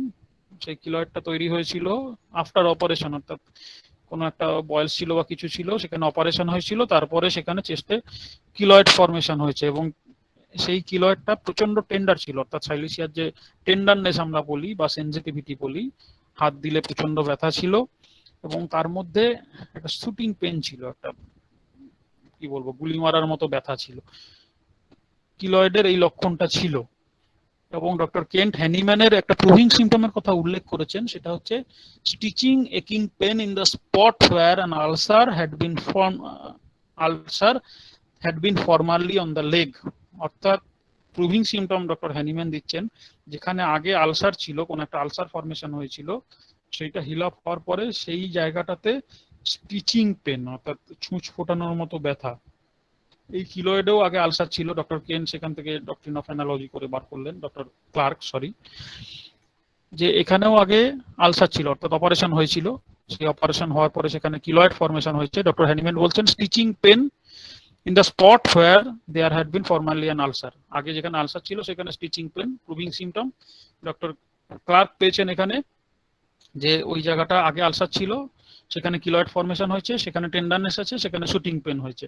এই সিম্পটমের উপর ভিত্তি করে ডক্টর ক্লার্ক সাইলেশিয়া একটা পোটেন্সি দিয়েছিলেন এবং 7 মাস পরে আস্তে আস্তে কিলয়েডটা মেলাতে শুরু করে এবং মিলিয়ে যায়। তো এই স্কিম সিম্পটম গুলো আমরা কিলয়েড যখন চিকিৎসা করব আমরা অবশ্যই ভাবতে পারি, এগুলো আমরা মাথায় রাখবো যে কিলয়েডে যদি আমরা স্টিচিং পেন পাই, তার টেন্ডারনেস পাই, ডক্টর ক্লার্কের এই সিম্পটমটার কথা, ডক্টর হ্যানিম্যানের এই প্রুভিং সিম্পটমটার কথা যদি আমাদের মাথায় থাকে এবং তার সঙ্গে সাইলেশিয়ার অন্যান্য সিম্পটম পাই, আমরা কিলয়েডের ক্ষেত্রেও সাইলেশিয়া ইউজ করতে পারি। ব্রেস্ট সিম্পটম আগের দিনের আলোচনায় ডক্টর আশরাফুল হক স্যার বিস্তারিত আলোচনা করেছেন, আমি জাস্ট একবার উল্লেখ করে দিচ্ছি। সেটা হচ্ছে যে bleeding from vagina during nursing, অর্থাৎ যখন বাচ্চা দুধ খায় তখন মায়ের যোনি থেকে রক্তস্রাব হয় বা মেন্স হয়। তো শিশুকে স্তন্যদানকালে যোনি থেকে রক্তস্রাব, এটা সাইলেশিয়ার একটা অত্যন্ত পিকিউলিয়ার সিম্পটম। ক্যালকেরিয়া কার্ভে আছে, সাইলেশিয়াতে আছে। ক্যালকেরিয়া কার্ভে যেটা আছে সেটা হচ্ছে সাইলেশিয়াতে সবসময় ক্যালকেরিয়া কার্ভে মেন্স হয়। যখন ল্যাকটেশন পিরিয়ডে সাধারণত আমাদের মাসিক হয় না মায়েদের, কিন্তু ক্যালকেরিয়া কার্ভে ওই ল্যাকটেশন পিরিয়ডটাতেই, এন্টায়ার ল্যাকটেশন পিরিয়ডটাতেই যোনি থেকে রক্তস্রাব বা মেনস্ট্রুয়েশন হয়। কিন্তু সাইলেশিয়াতে শুধুমাত্র বাচ্চা যখন দুধ খাচ্ছে তখনই যোনি থেকে রক্তস্রাব হয়। এছাড়াও ডক্টর কেন্ট উল্লেখ করেছেন বিভিন্ন রকমের মেমারি অ্যাবসেস, অর্থাৎ ব্রেস্টে ফোঁড়া, সেখানে পুঁজ ফর্মেশন, ব্রেস্টে ব্যথা এবং স্তনের বোঁটা ভেতরে ঢুকে যাওয়া একটা কথা উল্লেখ করেছেন। এবং আমরা জানি স্তনের বোঁটা ভেতরে ঢুকে যাওয়া হচ্ছে ক্যান্সারের অন্যতম লক্ষণ, ব্রেস্ট ক্যান্সারের। সুতরাং ব্রেস্ট ক্যান্সারেও এটা অবশ্যই দেওয়া যেতে পারে সাইলেশিয়াকে, এইভাবেই আমরা চিন্তা করব। এবং ব্রেস্ট ক্যান্সার মানেই কিন্তু সাইলেশিয়া নয়, অবশ্যই where the other symptoms agree, অর্থাৎ সাইলেশিয়ার অন্যান্য পাস্ট হিস্ট্রি এবং ফ্যামিলি হিস্ট্রি এবং বর্তমান লক্ষণ আমরা যখন নেবো, প্রেজেন্ট কমপ্লেন্স, সেখানে সাইলেশিয়াকে সে কভার করছে নাকি আমরা দেখব, তবেই আমরা সাইলেশিয়া দিতে পারবো। এছাড়া বোনসের কথা আমরা বলেছি, সাইলেশিয়া বোনসের ওপরে কিভাবে কাজ করে। ইনজুরির কথা খুবই ইম্পর্টেন্ট। ইনজুরিতে সাইলেশিয়া যে কিভাবে ব্যবহার করে যেতে পারে এটা বলেই আমি শেষ করছি। ইনজুরির কথা আগেও বললাম, আমরা ইনজুরি হলে ক্যালেন্ডুলার কথা চিন্তা করি, আর্নিকার কথা চিন্তা করি, অন্যান্য ড্রাগগুলোর কথা চিন্তা করি, কিন্তু ইনজুরিতে ওই কাঁটা ফোটা ইনজুরি ছাড়া সাইলেশিয়ার কথা খুব কম চিন্তা করি। কর্নিয়াল আলসারের কথা বলেছি, যেখানে ডক্টর কেন বলছেন কর্নিয়াল আলসার আফটার ইনজুরি বা কর্নিয়াল ইনফ্লামেশন আফটার ইনজুরি, ইয়ার কমপ্লেন্স বা nervous complain of the year, কানের স্নায়ু রোগের সমস্যা আফটার ইনজুরি ডক্টর কেন্টি উল্লেখ করেছেন। একটা কথা আমার প্র্যাকটিক্যাল অভিজ্ঞতা আমি বলতে পারি, সেটা হচ্ছে কক্সিজিয়াল ইনজুরি, অর্থাৎ আমাদের যে মেরুদণ্ডের শেষ বোন যেটাকে আমরা কক্সিস বলি, সেই কক্সিসের ব্যথা অনেক সময় অনেকেই পড়ে গিয়ে মেরুদণ্ডের শেষ বোনে প্রচন্ড আঘাত লাগে, আমরা সবাই জানি প্রচন্ড রকমের ব্যথা হয়, কাজকর্ম করা বন্ধ হয়ে যায়। তো এই ধরনের ব্যথাতে যদি ইনজুরির জন্য হয় সেটা আমরা সাধারণত হাইপেরিকাম দিয়ে থাকি, আমরা সাধারণত থুজা দিয়ে থাকি। কার্বো অ্যানিমালিসের কথা চিন্তা করি, কিন্তু সেখানে সিনথেসিস রেপার্টরি দেখবেন, সেখানে 5-6খানা খুব সম্ভবত ড্রাগ আছে, তার মধ্যে সাইলেশিয়ার কথাও একটা ছোট্ট করে লেখা আছে। এবং আমার ব্যক্তিগত একটি অভিজ্ঞতা আছে, এটা হচ্ছে একটি ছেলে অত্যন্ত মানে কি বলবো গুণী ছেলে, পিএইচডি হোল্ডার, সে কোন রকমে পা পিছলে সিঁড়িতে পড়ে যায় এবং পড়ে গিয়ে তার ওই কক্সিস যে বোনটা ভীষণ ব্যথা লাগে, ভীষণ ব্যথা লাগে। আমি দূরে ছিলাম, ফোনে তার বাবা যোগাযোগ করে, তো তার যখন সিমটম নেই সে বলছে যে আমি মানে কথা বলার মতো তো অবস্থা নেই, উপুর হয়ে শুয়ে আছে, কারণ উল্টো শুলেই তার বিছানায় টাচ হলেই তার ব্যথা লাগছে, উল্টো উপুর হয়ে শুয়ে আছে। আমি বললাম কি করে আরাম লাগছে? ও বলছে একমাত্র আমি ওখানে বরফ দিতে হচ্ছে, বরফ দিলে আরাম লাগছে, এছাড়া কোনোভাবে আরাম নেই। তো সুতরাং প্রথমেই হাইপেরিকাম বাদ হয়ে গেল। আর তো তখন নলেজ নেই, আমি বাধ্য হয়ে রেপোর্টারি খুললাম যে কি দেওয়া যায়, হাইপেরিকাম তো দিতে পারছি না যেটা আমরা হাইপেরিকাম দিতাম। সেখানেই প্রথম পেলাম যে সাইলিশিয়া দেওয়া যায়। তো সাইলিশিয়া দেওয়া যায়, সাইলিশিয়াই বা কেন দেবো, বা থুজা কেন দেবো না ইত্যাদি করতে গিয়ে দেখলাম আরাম হচ্ছে বরফ দিলে, অর্থাৎ কোল্ড অ্যাপ্লিকেশনে অ্যামেলিওরেশন। আমি ব্যাকের যে সিমটম, ব্যাক পেন বা কক্সিস পেন, কোল্ড কোল্ড অ্যাপ্লিকেশনে অ্যামেলিওরেশন কোথাও খুঁজে পেলাম না। আমি গেলাম জেনারেলিটিসে, সিনথেসিস রেপার্টারি জেনারেলিটিসে, কোল্ড অ্যাপ্লিকেশন অ্যামেলিওরেশন বা ঠান্ডা দিলে আরাম, এই যে পাঁচখানা ড্রাগ লেখা আছে যেটা কক্সিসের ইনজুরি হলে দেওয়া যায়, তার মধ্যে একমাত্র কভার করছিল সাইলেশিয়া, থুজাও ছিল না, কার্বোঅ্যানিমেলসও ছিল না, হাইপেরিকামও ছিল না।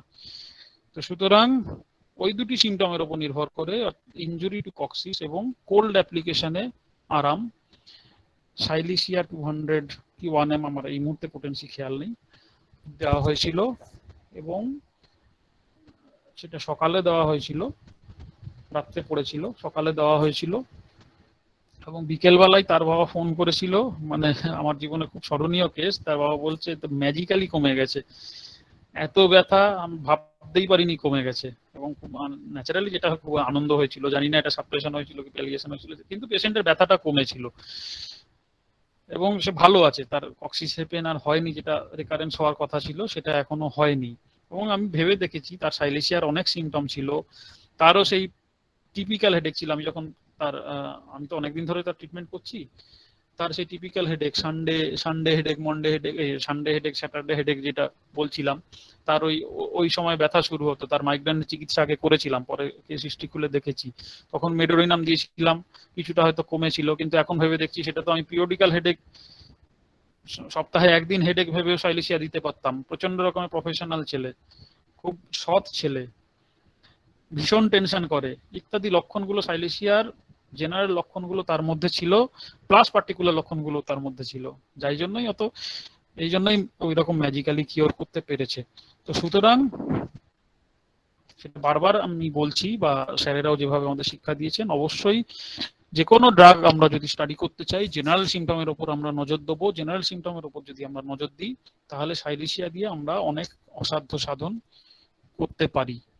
এটুকুনি বলার, অনেক সময় নিয়ে নিলাম, ধন্যবাদ সবাইকে, শেষ করছি।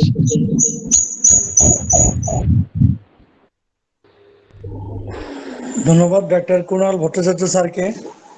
আমাদের মাঝে সাইলেশিয়া ওষুধটি খুব চমৎকার ভাবে উনি আলোচনা করেছেন। সাইলেশিয়ার প্রথম পর্বটি যেমন চমৎকার ছিল, আজকের পর্বটি আমার কাছে অসাধারণ লেগেছে। বিশেষ করে মাথা ব্যথা বা বিভিন্ন সাসপ্রেশনে মানে কোনটা রেখে কোনটা বলবো সেটার কথা আমি বুঝতে পারছি না। সাইলেশিয়া আমার মতে স্যার আরো কোনো ক্লাস নেবেন কিনা জানি না, তারপরও প্রথম এবং স্যারের দ্বিতীয় আজকে যে পর্বটি হলো, এগুলো দিয়ে দুইটা পর্ব যদি কেউ আমার মনে হয় যে কেউ শুনে, তাহলে সাইলিয়া সম্পর্কে সে একটা কমপ্যাক্ট ব্যাপক একটা জ্ঞান লাভ করতে পারবে, যা তার চিকিৎসা জীবনে পাথেয় হিসেবে কাজ করবে সাইলেশিয়া সম্পর্কে।